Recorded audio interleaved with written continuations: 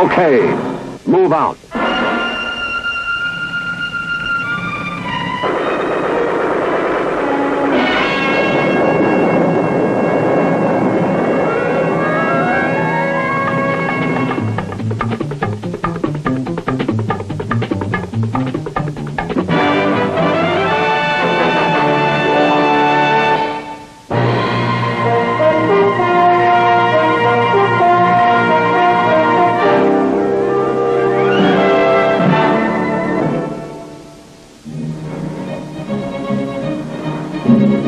In the spring of 1965, the 1st United States Army combat troops were committed to the conflict raging in South Vietnam.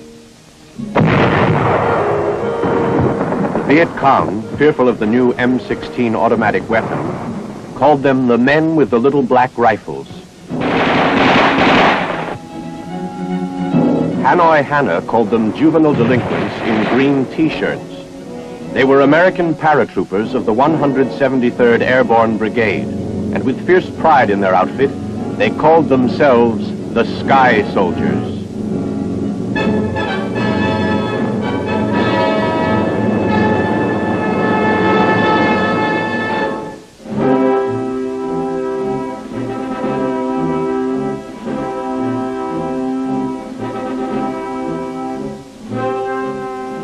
Just back from Vietnam, a freelance correspondent documents the story of the unusual breed of fighting men known as the Sky Soldiers.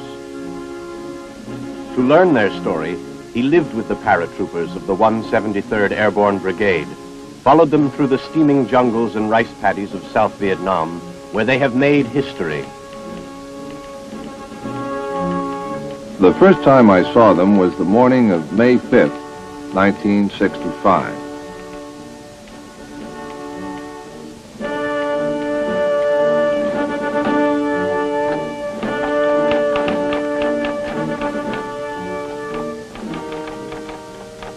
A seemingly endless stream of big-bellied silver C-130s began landing at Biên Hòa Air Base, about 18 miles northeast of Saigon.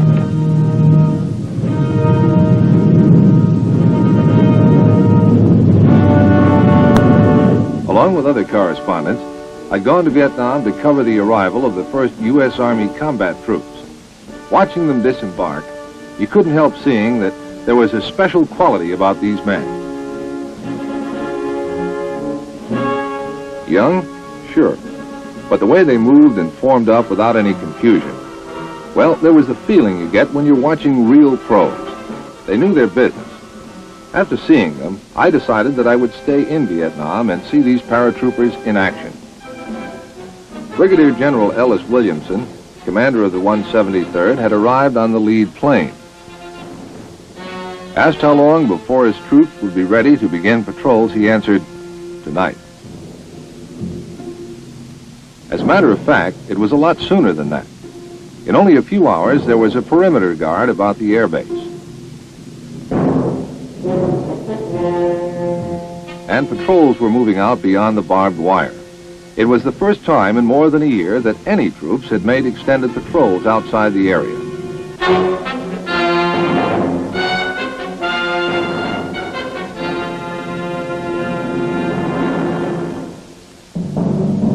Besides setting up brigade headquarters at Biên Hòa, a task force was landed at Vung town. It consisted of an infantry battalion with engineer and medical units, and its job was to secure and defend that airfield. A few days later, the rest of the brigade's personnel and equipment arrived by sea.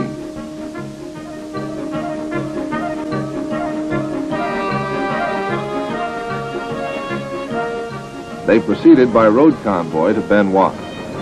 Now, with all of its men and equipment, the 173rd was set to get rolling.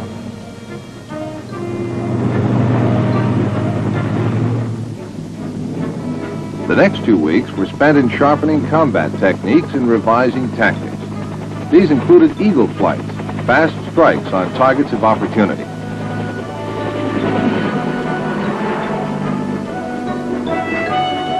And foot patrols in hostile areas. At the same time, the armor troops and the cavalry were making a show of force on the network of roads and conducting reconnaissance.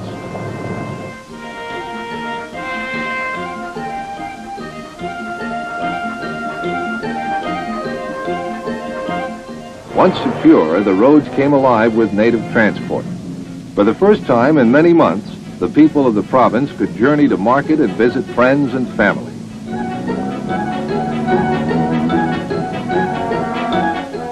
The 173rd is a separate brigade, meaning that it's not part of a division. It's self-contained, the first Airborne Brigade to be so classified. At that time, the combat units consisted of 2 battalions of infantry, an artillery battalion with 3 firing batteries,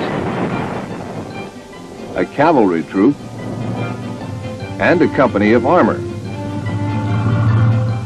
Combat support units included a medical company, a company of engineers, a maintenance company,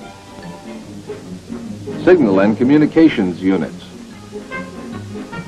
transport, supply, and administration. Independence of movement was provided by 2 platoons of troop-carrying helicopters and a gunship platoon.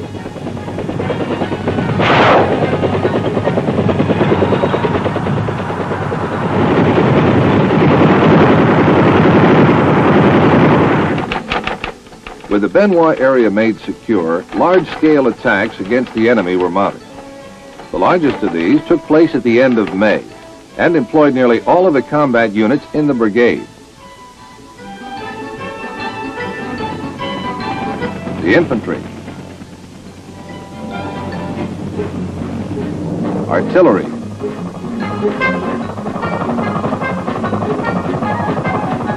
and cavalry, as well as engineers and a platoon of volunteers from administration, supply, and maintenance units. It seemed as though everybody wanted to get into the act.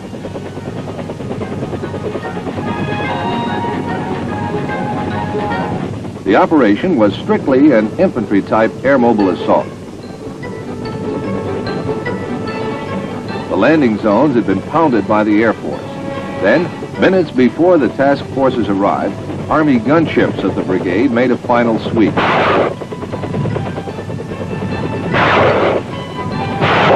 The gunship platoon, nicknamed the Cowboys from their radio call sign, softened up the landing zones, or LZs. Then the first task force swung into action.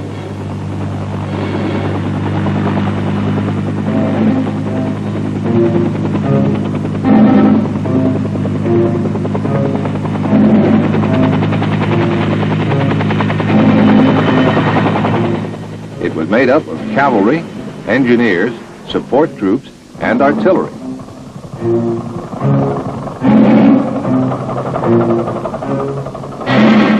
Their first mission was to secure the LZs for the other 2 task forces.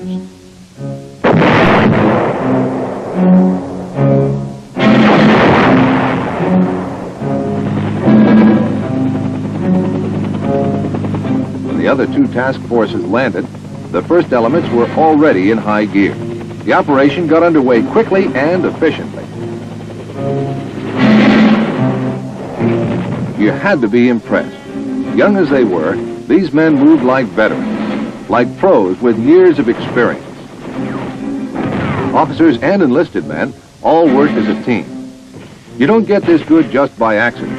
There must be a good reason. I hadn't yet discovered just what it was. Almost from the moment this operation began, the Sky Soldiers met scattered enemy resistance.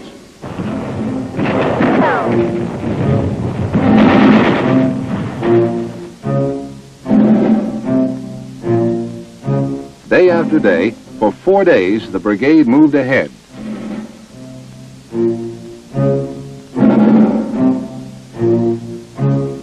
Sometimes through jungle so dense you could hardly see the sky. Other times over fields where there was no cover at all. everywhere the insects. And the heat pressing down like lead. Although the Viet Cong were hard to find and refused to hold their ground, many bunkers were uncovered.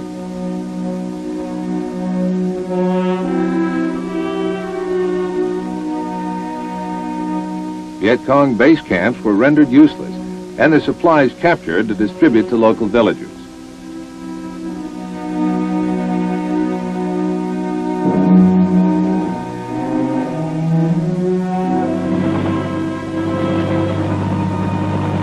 At the end of the fourth day, the brigade was picked up and returned to Biên Hòa.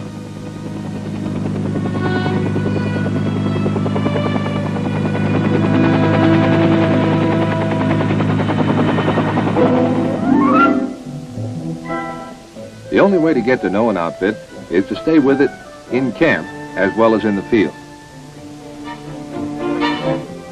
During the next few weeks, talking to the men gave me an opportunity to learn the brigade's background and explain much of the reason for its esprit de corps and its efficiency in combat.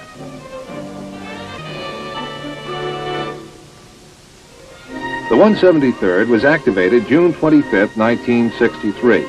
Around a nucleus of the 2nd Airborne Battle Group of the 503rd Infantry, the direct descendant of the 503rd Parachute Infantry Regiment known as the Rock, which had jumped on Corregidor in World War II.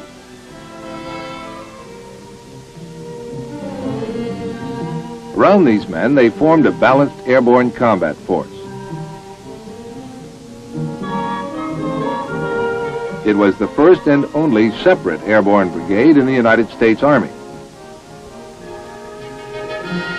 For 2 years, these men, under the command and guidance of General Williamson and his staff, had been working and training together until they'd been forged into a unique, self-supporting strike force, capable of handling any emergency, any time, any place.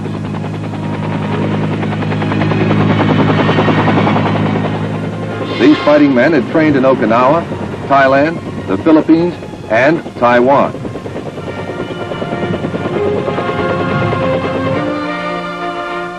Their jungle skills had been honed razor sharp, and every last one was a qualified jumper.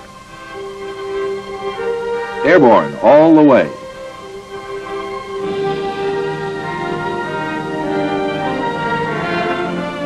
This was truly a crack outfit where re-enlistment often ran as high as 100%, and you can't get better than that.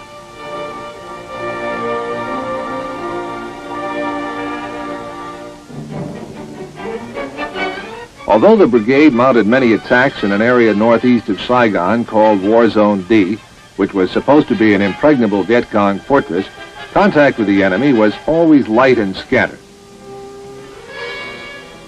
The VC preferred to lose large amounts of food and supplies and to give up their bases rather than stand and fight. It wasn't long before the Sky Soldiers found out why.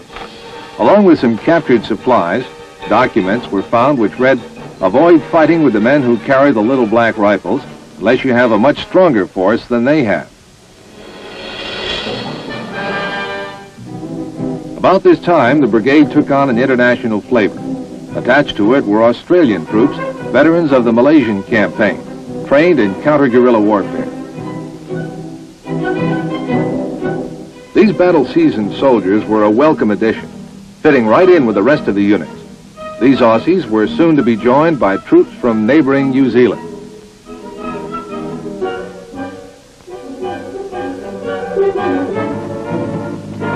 In July, War Zone D was the scene of a massive attack against the Viet Cong.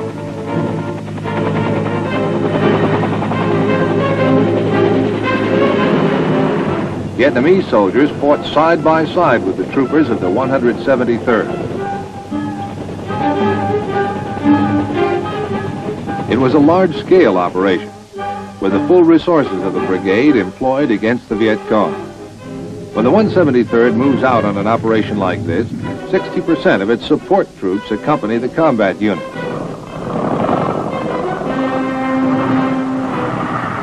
At first, the fighting was light with little opposition. Then it got tougher.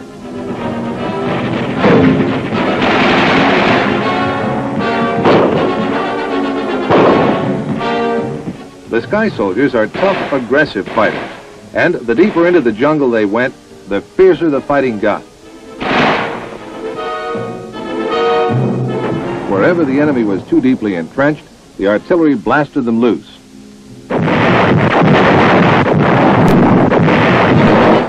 General Williamson's policy was spend bullets, not bodies. The operation lasted 4 days and was a tremendous success. There were more than 400 Viet Cong casualties and 50 prisoners captured. Over 100 tons of weapons and supplies had been taken. And thousands of documents captured, which proved to be a gold mine for intelligence.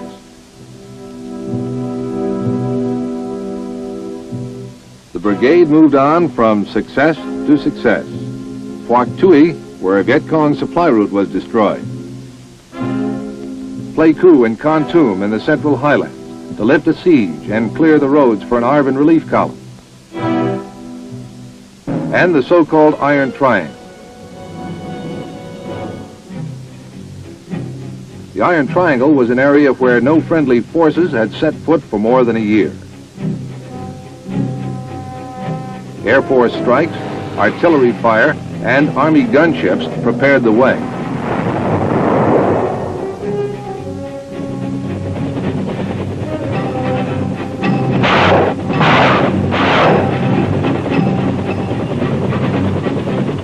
Then the infantry moved in, sweeping through the jungle.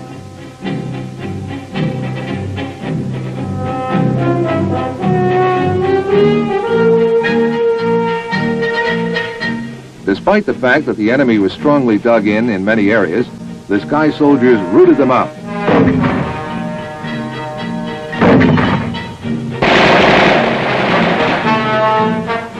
And kept pressing right on.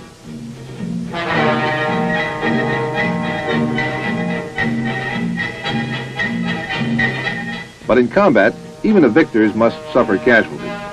Fortunately, the Sky Soldiers' casualties were light. The medics exposed themselves time and again to care for the wounded.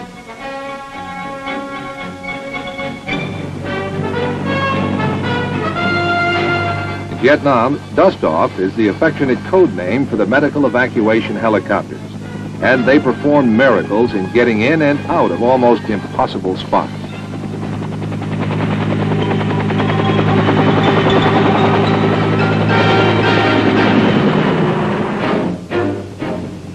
It took 6 days to work through the Iron Triangle. But when it was over, the Viet Cong had lost over 100 men, 6 camps, and thousands of pounds of supplies and food. The myth of the Iron Triangle had been broken and was to stay that way for over a year.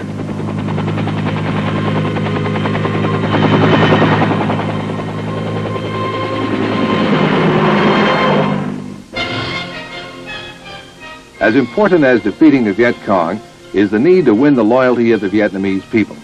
To this end, the men of the brigade applied themselves with the same spirit they showed in facing the enemy.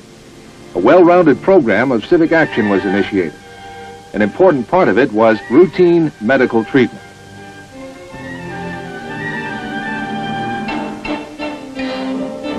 To help the Vietnamese help themselves, heavy equipment was provided to build and restore roads.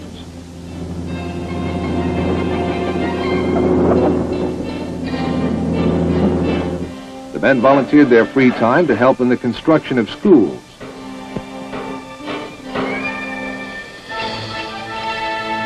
And in educating the Vietnamese.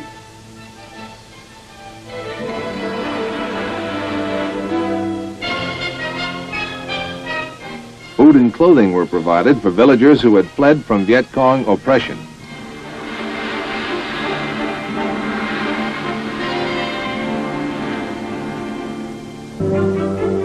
For the first time in more than a year, many of the villagers were able to go freely to church, one that the 173rd had helped them to build.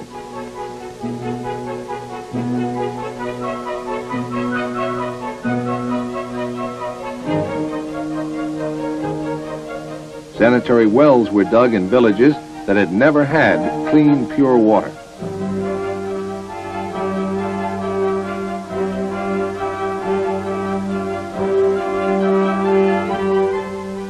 On their own time, and in some cases out of their own pockets, the Sky Soldiers undertook the sponsorship of orphanages and helped refurbish schools and playgrounds for the children.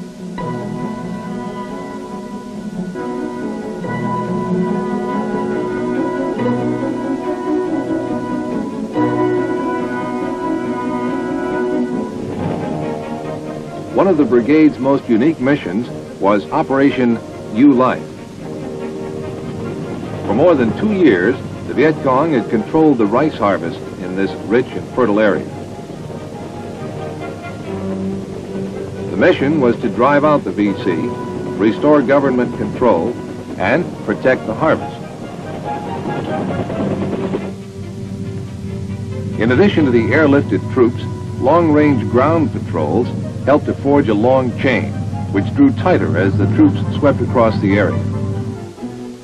By moving at night as well as by day, the 173rd broke another myth, that only the Viet Cong dared to move in the dark. By such actions, the Sky Soldiers began to win the confidence of the local population and to loosen the grip of terror that the VC held over the Vietnamese peasants. Kindness and decent treatment of the villagers, as well as the work of the civic action teams, resulted in bringing entire villages over to the side of the government. More than 300 of the VC were captured in this operation, and the local Viet Cong battalion defeated.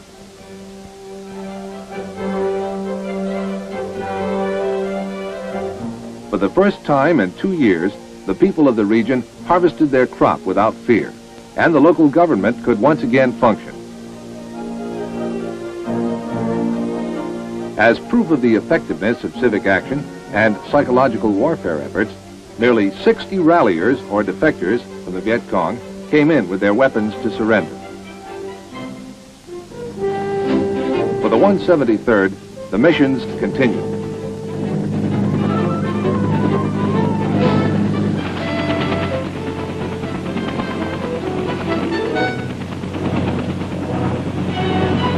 There was Operation Marauder directed against the VC battalion.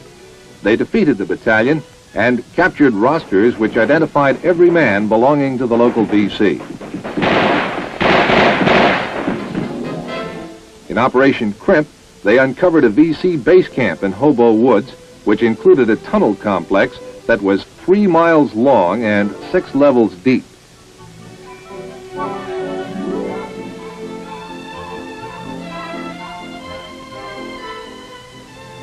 Operation followed operation. Dexter, Yorktown, Aurora 1, Aurora 2, Hardyhood, and Toledo with little or no break between operations. Operation Sioux City took them back to Zone D once again. Once more, the Viet Cong avoided full contact.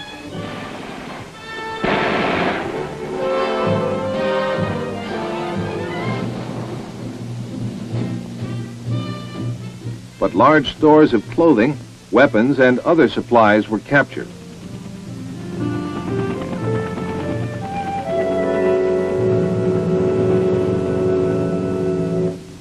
The last operation I saw the 173rd carry out was Junction City. This was to be the largest multi-division operation to date. The target was War Zone C, near the Cambodian border, northwest of Saigon.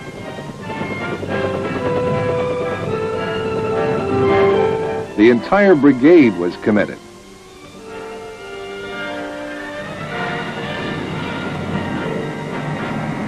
But this time there was a difference. This was to be the first parachute deployment by American forces in the Vietnam conflict.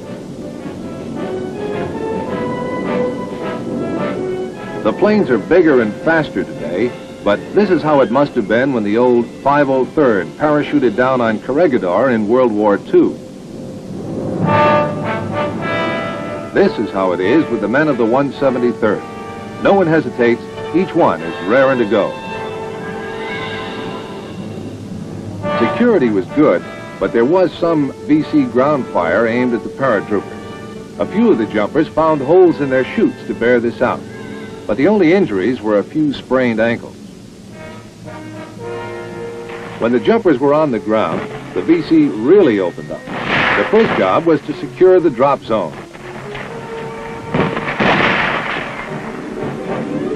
When it was secure, the C-130s began dropping the heavy stuff, equipment, and supplies.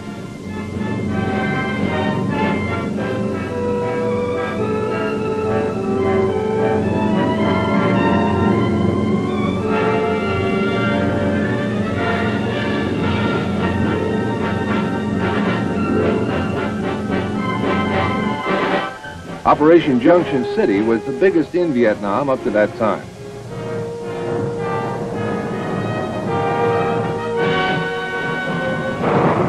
Men of the 173rd did their job all the way.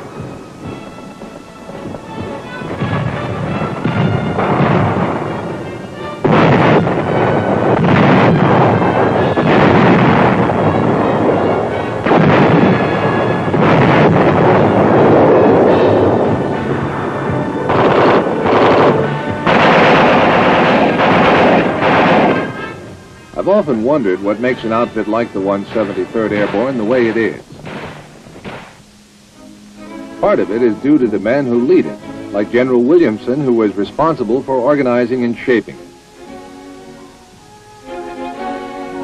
and General Smith, who took command in Vietnam in 1966, followed by General Dean, who led the jump in Operation Junction City. Part of it is the training. The tougher the going gets, the better they seem to like it. Mostly it's pride. Pride in being part of an elite outfit of volunteers, one of the pros. They don't brag, but one of their infantry battalions was presented the Distinguished Unit Citation by General Westmoreland. By the time I left, they had 4 Medal of Honor winners among them, scores of Silver Stars, and they don't bother to count their Purple Hearts. These are the men of the 173rd Airborne Brigade, separate, airborne, all the way.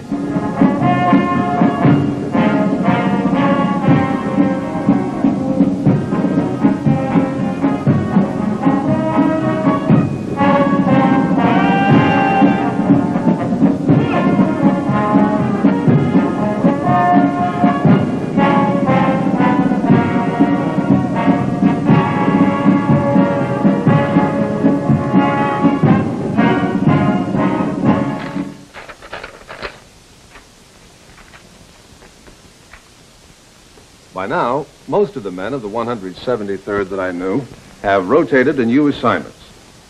The ranks are filled with new names and faces. But the Sky Soldiers are still in Vietnam, fighting and working to help the Vietnamese people to build a free society of their own choice. And they'll probably stay until the job is done. Well done.